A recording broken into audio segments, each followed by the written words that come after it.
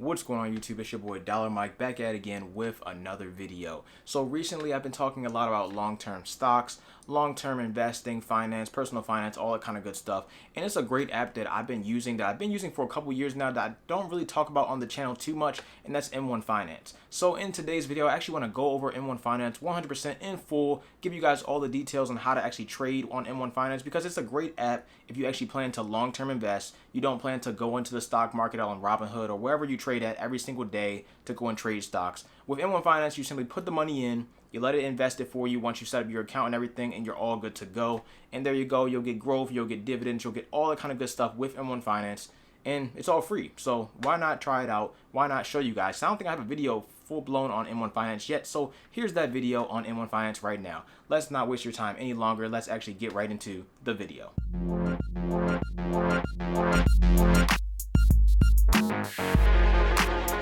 Before we switch gears on over to M1 Finance, I would really appreciate it if you guys could drop a like on this video. Dropping a like on the video basically just pushes the video out to more people so more people can see it, and therefore I can help more people and you can help more people as well by just dropping a like on this video. Past that, make sure you hit that big red subscribe button as well as the notification bell. That'll basically keep you updated on every single investing video as well as any M1 Finance videos I might drop in the future, so you'll be all in the know for all that's good to know about everything that comes to this channel if you hit that subscribe button. And lastly, down below there's going to be tons of different links that'll get you tons of free stuff, so I'm not going to go over all the free different things, but overall you'll get tons of free stuff as far as investing, saving money, and just free stuff in general. So check out those links down below. And M1 Finance is actually going to give you a free $30. That's the only one I'm going to mention. Now let's get into it. So in general, M1 Finance is like Robinhood, it's like Webull, it's like Public. You can invest in your stocks, make you some money on top of those stocks, make some dividends, all that kind of good stuff. You can do all that on M1 Finance, and you can do all that on everybody else's app. But there's one main difference with M1 Finance, and that's this feature that they have called pies. M1 Finance Pies allows you to choose your own stocks and funds to build your portfolio completely customized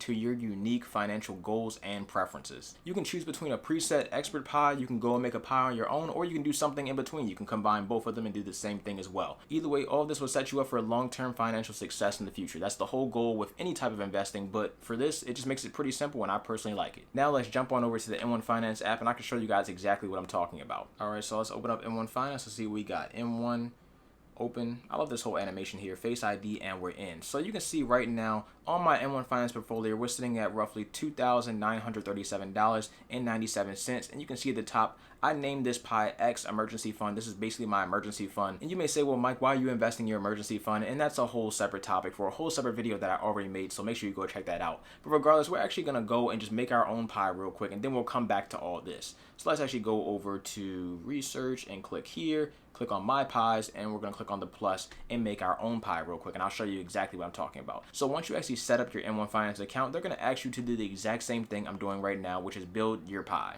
You can go ahead and click on plus, and you can choose between a ton of different things. You can choose between stocks, funds, expert pies, a watch list if you have a watch list already set, which you probably don't if you're just making an account, and my pies, you probably won't have this set either because you won't have any pies made yet. But when you make some, they'll be right here. Either way, let's go and make a whatever. It doesn't really matter what type of pie this is, but let's go ahead and choose Apple. It's a pretty cool stock. Microsoft's pretty cool. Amazon's pretty cool, so I'll go ahead and do that. Tesla, grab that one on there. And basically, you can go in, you can also search for these stocks. Let's say I want to search for Nintendo. Let's add Nintendo. Do they have Nintendo on? I guess they don't have Nintendo on here. Okay. So let's not do Nintendo because they're not on here. Let's do Neo. Cool, let's do Neo. So let's do that, and then let's go over to funds. Let's add a fund. Let's add VTI. So VTI is actually the entire stock market, the total stock market. So if you want to invest in every single stock on the stock market, all in one single stock, then you can go ahead and invest in VTI. And let's go over just for fun. Let's go and grab a expert pie that M1 Finance has custom made for us. They have a couple of these different pies. I'll personally go with, let's go with an income earner pie, and let's do a global dividend pie, because you know I love dividends around here. We all love dividends around here. So let's do that, click done, and this will be our pie we just made. So basically we got Microsoft, VTI, which is the total stock market, Amazon, Apple, the global dividend income earners, expert pie, Neo, and Tesla. So now that we have our favorite stocks, funds, and ETFs all in the same pie, you can go in and customize it. You may say, well, I want 50% of my pie to go towards VTI because that's the total stock market. So I want 50% of my money that I invest to go here. And if that's the case, then you can see I'm over right now, total 135% over or of 100%. So we're gonna have to bring something else down. So let's bring Microsoft down to like 5%. Amazon, bring it down to like 7. Apple, bring it down to like 8. Global dividend, let's bring that down to 9, 8. Doesn't really matter. You get the point. Just the whole point is you have to equal it out so it's 100% of your portfolio, because that's the max amount of money you're going to contribute. So if you go and invest some of your money into this pie in particular that you just created, if you go and put $100 in, then $5 is going to go to Microsoft. $50 worth of that is going to go to VTI. $7 is going to go to Amazon. You get what I'm saying? It goes down the list depending on how much money you have invested and how much money you plan on investing. But I use $100 as a general example because it works well with this, because it's 100%, $100, a dollar, basically a percent. Once you have your pie made, you can go ahead and click save. After you click save, you can go ahead and name your pie to whatever you want it to be. I'll call this one YouTube pie and save. And you're all good to go. So now we're going to go on over to the invest tab if you actually want to enact that pie, and the pie that you have would actually be right here in the invest tab. Right now it's not, because that's not the one I have active, but you can change your pies anytime you want.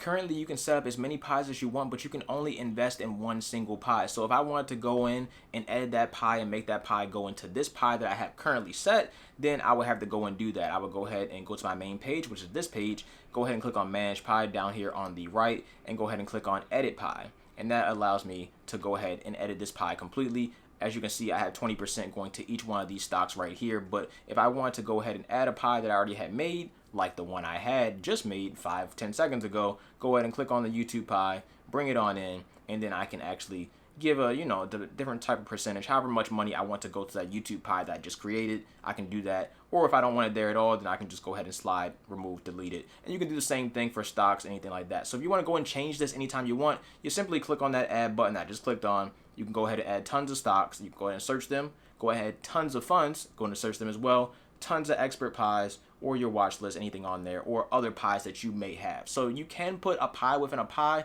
but overall you only can invest in one pie at a time, if that makes sense. I hope it makes sense. Might be a little confusing, but if you have any questions, definitely just drop them down below. And also make sure you sign up, because you'll get the free $30 towards your pie when you sign up with my link down below. So just for a quick walkthrough of the app, I can show you what all this other stuff means. That little person icon sitting at the top is your personal information. So I'm not personally going to click on it because it shows my personal information, but you get the point. That's all it is. You can get your settings and everything else up there. The one next to that has the little horn icon is actually just the announcements tab. So every time M1 sends you a message or something's going on with M1, as you can see right now, they have the refer and earn program going on right now. So every time you refer somebody, you'll receive a free $30 that'll go towards your pie. But any other announcements, they'll pop up right there. And if you go on over to the right, we'll see 3 different lines. This is basically the menu tab, and you can go ahead and look at all the different options in there. So you have the portfolio, which is the tab we're on right now. If you go ahead and click on activity, it will show you all your activities. So this is basically all the money that's coming in, referral bonuses, dividends, anything like that, any type of order you made, buys, sells, anything like that. That's all your activity. That'll be right there. You have your holdings right below that. Right now I have 5 holdings in my particular pie, but this could be completely different depending on your particular pie, or if you go watch somebody else on YouTube in their particular pie, it'll be completely different. You also have margin tab on there, but I don't use margin on M1 Finance. But if you want to use margin, we can talk about that in a separate video, but that's basically you borrowing against your money to go ahead and use it for investing. So I personally don't recommend you use margin ever, especially as a beginner investor. But if you're experienced, sure, go ahead and grab some margin. But if you're also experienced, you probably already know about M1 Finance, to be completely fair. So that's that on that. Either way, we go on over to the next one. The next one is funding source. You can just see this is where I just put money into M1 Finance, and basically I just started doing this again. I haven't used M1 Finance in about 1.5 years. I've been missing out, to be honest, because I didn't have an exact reason to use M1 Finance, but now that I do, I'm pretty happy with it. Either way, great stuff here, nothing wrong there. And you can see right below that, you can actually add more accounts, and you can see I have an Acorns Roth IRA clone account, which is basically my Acorns Roth IRA, but I'm making one on M1 Finance because I have an idea of possibly moving my Acorns Roth IRA to M1 Finance. So that could be a video in the future. I haven't decided if I'm going to do that yet, but if I did, I would save a little bit of money, and that's the portfolio. So I just made the whole portfolio. The one that's on Acorns, just made it on M1 Finance, took about a minute, and that's that. So I can move all it over, save some money, and still have the same exact portfolio I have on Acorns. So thinking about doing that, haven't decided yet, but if I do decide, there you go. Past that, I also have a 401k account. So this isn't set up as well because my 401k account right now is with my job, but that could change. Overall, I'll leave that job and probably go to another job, and then leave that job and go to another job. overall, when I do that, I want to transfer my 401ks collectively to one single account, and that'll probably be this M1 Finance account. The last option would actually be to go ahead and add an account, and like I said, this is where you can go ahead and add all different types of accounts. Right now, when you sign up with your M1 Finance account, it'll most likely be a basic brokerage account, so just what I showed you as my first portfolio, but you can also have a joint account, a retirement account as I showed you, a trust account, as well as a custodial account if you have M1 Plus. So let's go back to my main portfolio, and we're going to go down the tabs at the bottom now. So the tabs at the bottom, we have the Invest tab sitting at the bottom, perfectly fine. It makes perfect sense. That is the Invest tab. That's where your portfolio is. The next tab over, we have the Spend tab. So M1 Finance actually does have a debit card, and I used it a couple of times, but overall, do I really recommend it? Not really. It's not a terrible debit card, but you know me. If you guys haven't subscribed to my channel or know anything about my channel, I use credit cards for basically every single purchase. I don't really see too much value in using debit cards, but it is very few debit cards that I use, and we'll talk about that in a separate video. But overall, I use credit cards for mostly everything, so this isn't really much use to me, but to you, it may be. The middle tab is the Transfers tab, so you can go here and transfer your money from your bank to M1 Finance, from M1 Finance to your bank, or you can transfer it from a different brokerage to M1 Finance or out, however you want to do it. There you go. This is the Transfer tab. This is where you do it at. Next one past that is the Borrow tab. I told you guys that I don't really recommend margin, and I don't use it myself either. Either way, margin basically allows you to borrow against your portfolio or borrow against the money you already have in your account, to put that money into your account, basically betting that whatever you're investing in is going to go up, and then if it does, then you'll obviously make a lot more money. But if it goes down, then you still have to pay that money back plus interest. So it's an option for you, but if you guys don't know, that's what margin is. It's basically just borrowing money to go ahead and invest with. And I'm not a fan of that. I'm a fan of simply using my own money to go ahead and invest. So yeah, I'll keep doing that. Maybe one day I'll use margin, but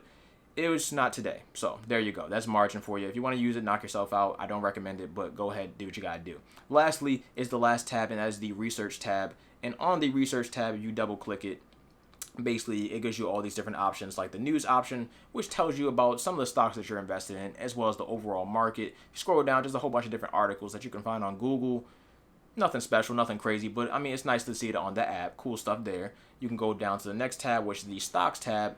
Same thing. You can go ahead and click on stocks. Let's click on Exxon. It'll give you all this different information about Exxon, as well as a chart and stuff like that. If you go ahead and click at the top, see a chart like that. Cool stuff there. And it'll also tell you about the stock as well if you want to do that. So you can click on stocks and obviously search a stock and do stuff like that. Just more research that you might want to use if you want to use it. Same thing goes for the funds. You go down and click on a fund. Let's go ahead and click on the Vanguard Extended Market ETF. Same thing goes here. Talks about the ETF. Good stuff there. Nothing wrong with it. Articles relating to that ETF. And growth. It shows everything. So it's all here. All here. Good stuff there. And after that, we got the expert pies. Same thing goes here. It shows you different kind of expert pies that you could use. I don't really know if anybody actually does use these. Most YouTubers that I see that actually make M1 Finance videos don't. They have their own basically set up profile of stocks and bonds and whatever that they might use. Just like myself. I don't use any of these, but if you want to check them out and see what they hold, sure. Do some research on them. Find out if they actually work best for you. And if they do, then why not? Try it out. See what happens. When I first actually made my M1 Finance account, I actually did use one of those, and it was fine. I made some money off of it, so no complaint there. Either way, next up is my pies, as you guys already know. So those are the pies that you already created. And lastly is my watch list, which I don't have one on M1 Finance because I don't really watch any stocks on there.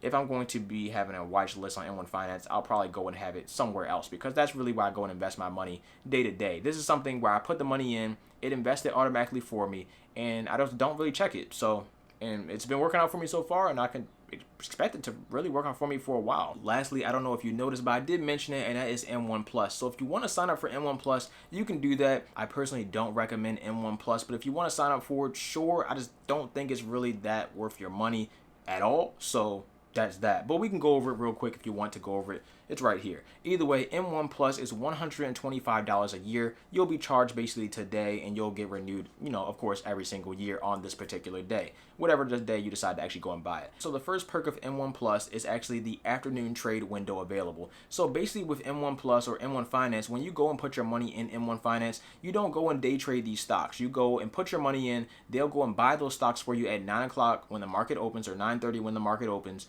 and that's it. That's it. That's all you do. You don't do anything else. Everything can be automated if you want it to be automated, but that's it. You don't go and sell those stocks later on in the day if they went up 25%. No. You don't do that. You could technically do that. You can put the sell order in, but most likely it won't get filled until the next day. And that's where this afternoon trade window comes in. Let's say you put, I don't know, you put some money in, you put $1,000 in into Tesla stock on M1 Finance for long-term growth, and it goes up like $400 in like 4 hours that same day. Sure, you can go ahead and click sell and sell that particular stock because it went up so much in one day, but that is not what M1 Finance is for. M1 Finance is definitely more of a long-term investing strategy, so I do not recommend that you try to go ahead and day trade stocks or do anything like that on M1 Finance. And if you don't want to do that, then there's plenty of other apps that you can use, like Robinhood, like Webull, like basically any other investing app, basically other than this one. So I don't recommend it, but if you want to do that, then there you go, an afternoon trade window, basically giving you the option to go ahead and sell before the market closes. I believe they'll go ahead and sell it at like 2 p.m. or something like that. So up to you. Don't recommend it for that reason. The next perk up is the spend category, and that is earn 1% APY as well as 1% cash back with that M1 Finance debit card. And yes, like I told you guys before, there you go right there. I do have the M1 Finance debit card. It is free. This debit card is free, but if you want to get a good one or something that really works for you, then it's not really worth it in that sense, and I don't think you should sign up for it. You can get 1% APY back on a nice savings account like Yada Savings. You can go and do it on there, or just other savings accounts. You'll get something close to that, even though it is hard to get a nice APY back these days because of the whole pandemic outside, but that's besides the point. And then the 1% cash back, absolutely not. You can get 2% cash back with the Citi Double Cash credit card. I know it's a credit card, but you'll be building your credit and getting cash back at the same time. On top of that, both of those options are free, the savings account and the credit card. So I don't really see why you would pay $125 a year for a credit card that gets you 1% APY back and 1% cash back on all your purchases. No. Lastly, the last perk is borrow at 2%. Cool stuff. That's actually a pretty decent perk because I think the lowest borrow percentage right now is Robinhood, and theirs is 2.5%. So if you want to borrow your money or borrow against your money to go ahead and invest that money at 2% interest, cool, but $125 a year for that, I don't know. I feel like that's kind of steep. So, you know, Robinhood, they have Robinhood Gold, and I think that's $5 a month, and I think that's just a little bit better than this. So I personally wouldn't recommend that one either. And I think the last feature they actually have, they don't mention it right there, but if you go ahead and click down here, is the custodial account. So if you want to actually open up a custodial account, basically an account for a minor, someone that's not 18 years of age, then you can do that, but you need to have that M1 Plus account, which $125 a year for the M1 Plus account just so you can have a minor. No, I don't see it. I don't see it. If they lower the price, like the yearly fee, I could recommend it, but at $125 a year, can't recommend it. And honestly, if they're gonna lower it, they need to make this like $10 a year, to be honest. And honestly, like I said, most of the stuff is free anyway on other apps, so it might as well just be free on here. So that's all I got to say on that. I don't recommend it. So there you go. That is M1 Finance in a gist, even though I'm pretty sure this is a pretty long video because I'm already sitting at 33 minutes, but who knows what happens after editing, because it's a lot of editing magic going on. I don't know. But regardless, if you enjoyed this M1 Finance video, then make sure you hit that like button so you can get more M1 Finance videos. I actually really love using that app now. It's just so seamless, so simple. I set up the money, it goes in every single week. I do nothing, and my money just goes up, which obviously it would, and obviously it would go down if the market's going down, but it is what it is. You guys get the point. Either way, M1 Finance is solid. Make sure you hit the subscribe button for any more M1 Finance content or investing content that you would like to see. Let me know down below in the comment section which investing content you would like to see, and I also have tons of different other content coming soon, so stay tuned for that. Either way, that's kind of it. Thank you for watching this video. I'm out. Dollar Mike. Peace.